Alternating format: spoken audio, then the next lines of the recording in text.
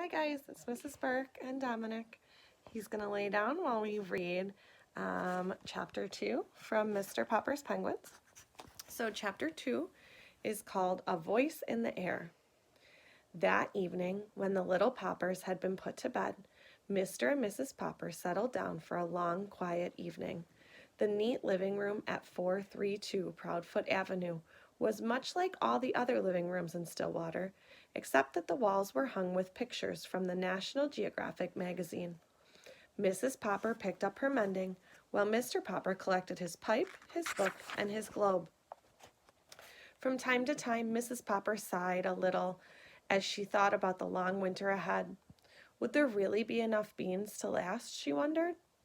Mr. Popper was not worried, however, as he put on his spectacles.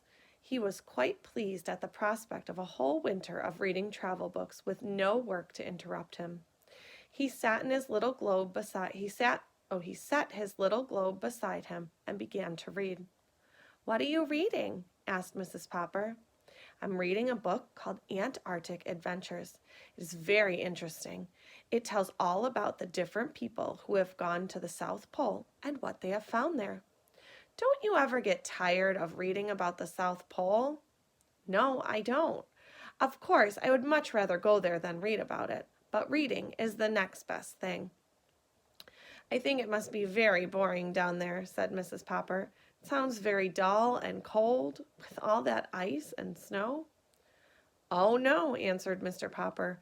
"You wouldn't think it was dull if you had gone with me to see the movies of the Drake expedition at the Bijou last year." "Well, I didn't, and I don't think any of us will have any money for movies now," answered Mrs. Popper a little sharply. She was not at all a disagreeable woman, but she sometimes got rather cross when she was worried about money.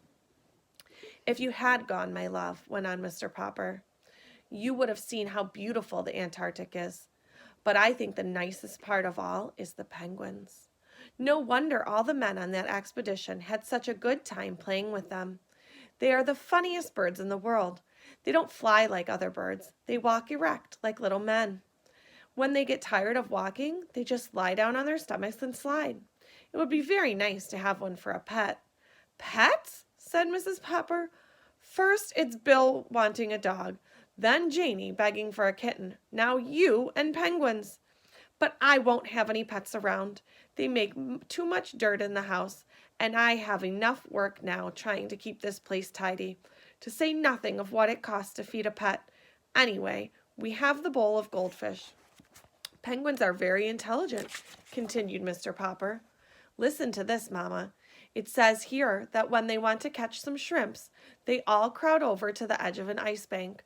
Only they don't just jump in because a sea leopard might be waiting to eat the penguins. So they crowd and push until they manage to shove one penguin off to see if it's safe. I mean, if he doesn't get eaten up, the rest of them know it's safe for them all to jump in." "Dear me," said Mrs. Popper in a shocked tone. "They sound to me like pretty heathen birds." "It's a queer thing," said Mr. Popper, "that all the polar bears live at the North Pole and all the penguins at the South Pole. I should think the penguins would like the North Pole too if they only knew how to get there." At 10 o'clock, Mrs. Popper yawned and laid down her mending. "Well, you can go on reading about those heathen birds, but I am going to bed. Tomorrow is Thursday, September 30th, and I have to go to the first meeting of the Ladies' Aid and Missionary Society." "September 30th?" said Mr. Popper in an excited tone. "You don't mean that tonight is Wednesday, September 29th?" "Why, yes, I suppose it is. But what of it?" Mr. Popper put down his book of Antarctic Adventures and moved hastily to the radio. "What of it?" he repeated, pushing the switch. "Why, this is the night that our Antarctic expedition is going to start broadcasting." "That's nothing," said Mrs. Popper. "Just a lot of men at the bottom of the world saying, 'Hello, Mama. Hello, Papa.'" "Shh!" commanded Mr. Popper, laying his ear close to the radio. There was a buzz, and then suddenly, from the South Pole, a faint voice floated out into the Popper living room. "This is Admiral Drake speaking. Hello, Mama. Hello, Popper. Hello, Mr. Popper." "Gracious goodness!" exclaimed Mrs. Popper. "Did he say Papa or Popper?" Hello, Mr. Popper up there in Stillwater. Thanks for your nice letter about the pictures of our last expedition. Watch for an answer, but not by letter, Mr. Popper. Watch for a surprise. Signing off, signing off. You wrote to Admiral Drake? Yes, I did, Mr. Popper admitted. I wrote and I told him how funny I thought the penguins were. Well, I never, said Mrs. Popper, very much impressed. Mr. Popper picked up his little globe and found the Antarctic. And to think he spoke to me all the way from there.